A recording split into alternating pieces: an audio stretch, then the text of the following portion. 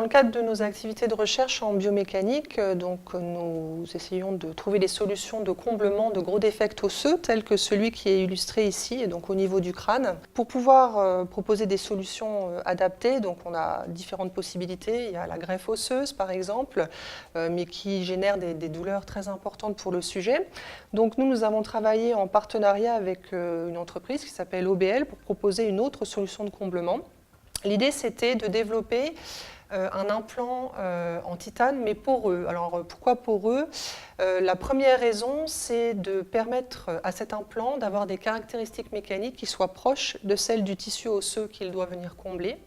Et la deuxième raison, c'est que ces porosités permettent aux cellules osseuses de venir coloniser l'implant et donc faciliter son intégration.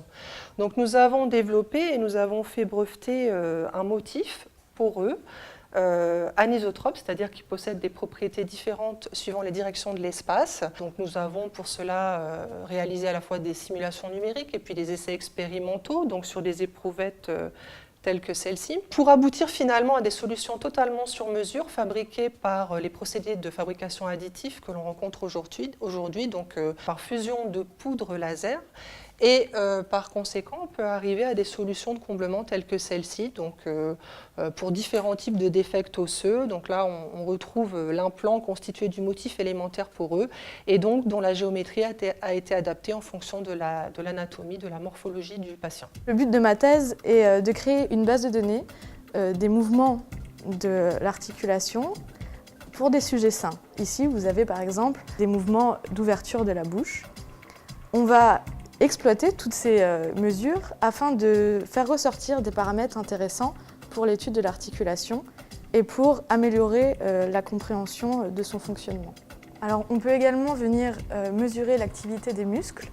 Donc, on va venir positionner des petites électrodes et mesurer, grâce à ce système, l'activité musculaire pendant les mouvements d'ouverture, fermeture de la bouche. Tous ces mouvements vont aussi être exploités dans le cadre de notre étude.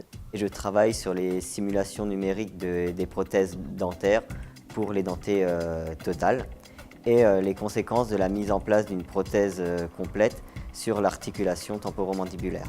Le travail se fait exclusivement numériquement et la validation se fait par la comparaison des trajectoires obtenues avec celles qui ont été précédemment enregistrées sur le même sujet.